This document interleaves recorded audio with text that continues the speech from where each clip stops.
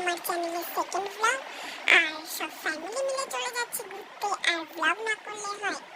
তো দেখো আমরা বাড়ি থেকে রওনা হয়ে গেছি। লোকাল ট্রেন ধরে যাব শিয়ালদা, আর শিয়ালদা থেকে ধরে নেব আমরা কাঞ্চনকন্যা এক্সপ্রেস। কোথায় যাচ্ছি? দার্জিলিং। তো গল্প গুজব করতে করতে, হাসি ঠাট্টা করতে করতে আমরা শিয়ালদা এসে গেছি। আর এখানে এসে দেখি আমাদের ট্রেন দাঁড়ানো, আমরা ট্রেনে উঠে পড়েছি। ওঠার পরে তারপর খাওয়া দাওয়াটা সেরে নেওয়া যাক। তারপরে দেখো যে যার সিটে চলে গেছে শোয়ার জন্য। আর এইদিকে আমি আর আমার বোন গল্প করে যাচ্ছি। পুরো মনে হচ্ছে না কোনো একটা হরর জায়গায় আছে, কেমন ভয়ঙ্কর ভয়ঙ্কর অবস্থা লাগছে। সারা রাত ঘুমাতে পারিনি। প্রথমত লাগছিল ভয়, আর একটা টেনশন। আমরা টয় ট্রেন বুক করেছিলাম, টয় ট্রেনটা এত বৃষ্টি হয়েছে তার কারণে ক্যান্সেল করে দিয়েছে।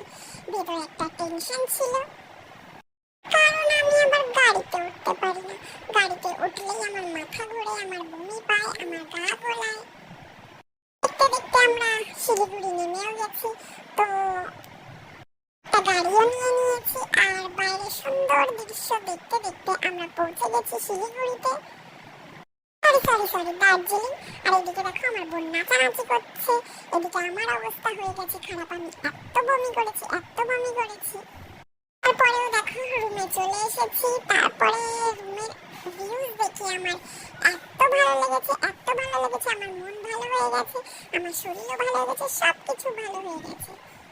ওরা ভেবেছিল আমাকে থুয়ে ঘুরতে চলে যাবে, আমি বলেছি দাঁড়া, আমি 5 মিনিটে রেডি হয়ে চলে আসবো। আর এদিকে দেখো আমার বোন আর দিদি বলছে খুব ঠান্ডা।